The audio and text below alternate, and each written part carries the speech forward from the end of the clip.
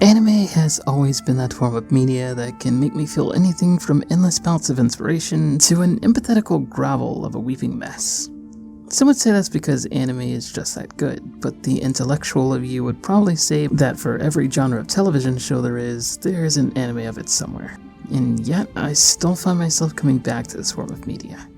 There's just shows that have not and will not ever be created in movie form over here in the West, and though some TV shows come close to making me feel the intense emotions that come from anime, the vast majority of them seem to follow a similar format, especially adult cartoons.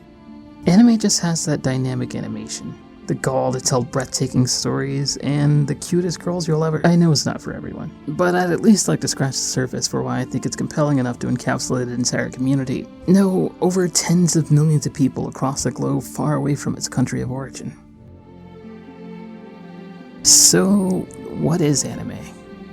It's such a simple question, and yet there's so many answers that conflicts with this. Some say it resides in the regions that it's been created. Japan does seem to have a similar art style that's easily distinguished from Western animation. The big eyes, the exaggerated expressions, the curves. You'd be hard-pressed to find things like that in American television shows. And when you do, it's often taken from the inspirational art style from that in the first place. While it is true that there's some animation from Japan that seems to rival the looks of the Western animation, it's in this why I think it resides in a style. Confining it to a region makes shows like this look like a cartoon, and shows like this in anime. They tend to favor an underlying narrative or theme, rather than going for a moral or punchline. It's a distinct style that fits in a certain flair. And while you can disagree with me all you want, you can't deny that something like this is something you'd hardly see from a random Canadian cartoon. It's no secret that animation quality that comes from everyday shows makes even the best studios on television look like a college thesis project. Which I guess doesn't say too much considering how amazing thesis projects look compared to the stiff animations of American cartoons.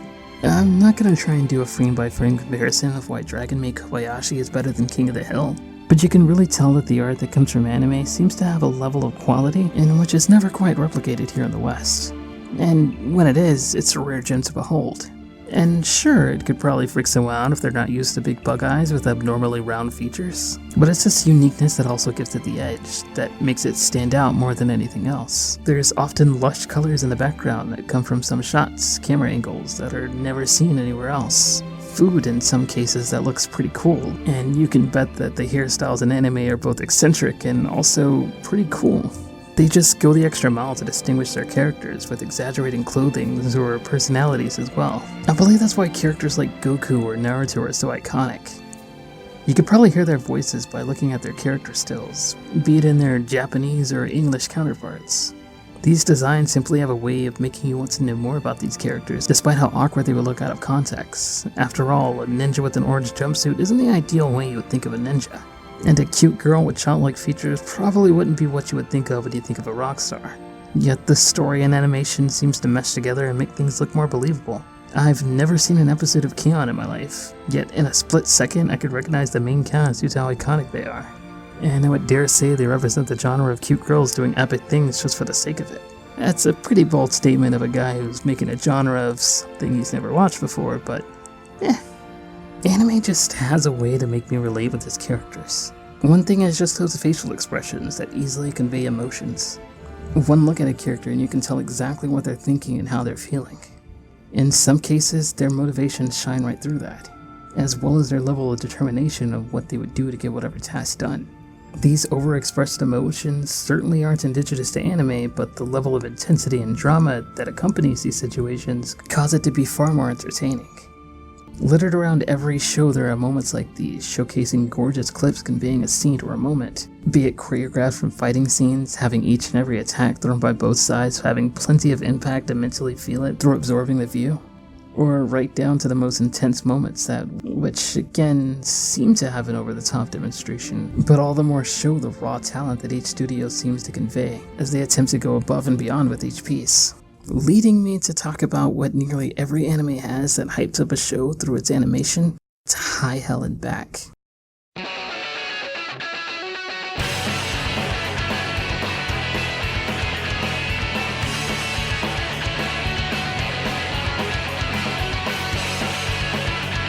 There's a pretty good reason why I spent my early teens with an iPod Touch full of anime opening songs, as each one sends me back to the crazy melody animated beautifully to the music.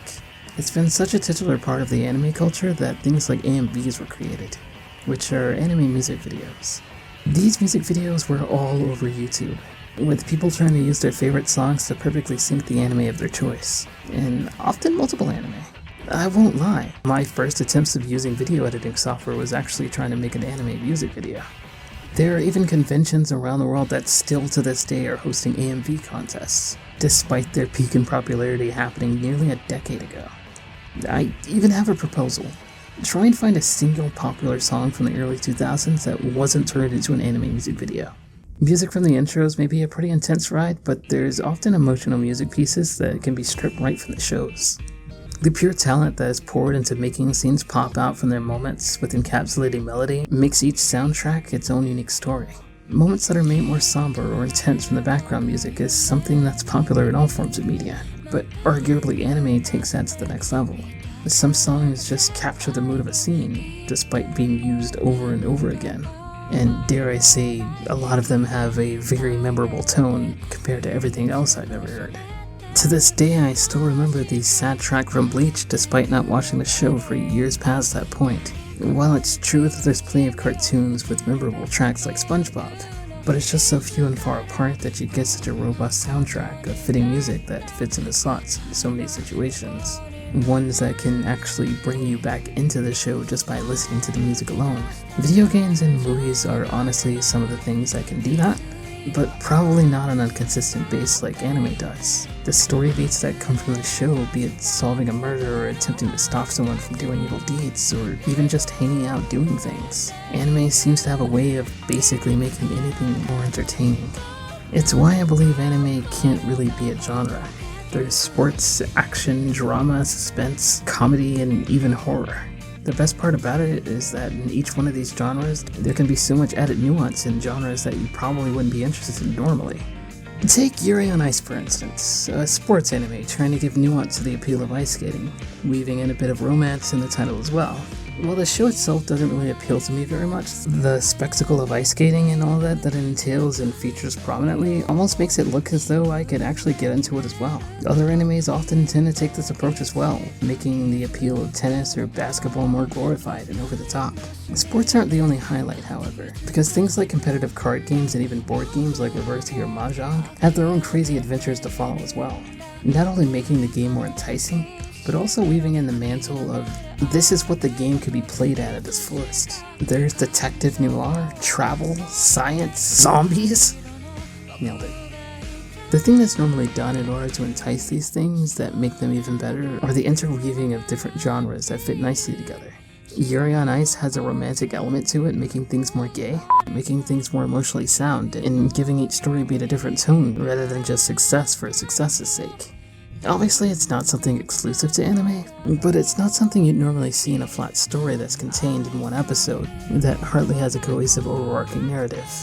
There's just so much you could watch in the vast sea of anime out there that while I can say that it isn't for everyone, I can say that there's gotta be at least one show out there that can intrigue anyone who's actually willing to find it. There's tons more shows I could have talked about here that I could have mentioned towards the appeal, but I'm sure that in itself is a reason why you should give a show a try. If you've never watched anime, comment below and let me know if any of this has helped you understand things. And if you're a fan of it, tell me if I captured at least one of the reasons why you like it. What the hell? I can't even believe you went through the entire video without talking about Dragon Ball Z, Naruto, Pokemon, One Piece, Full Metal Alchemist, Cowboy Bebop, what? Okay, you know what?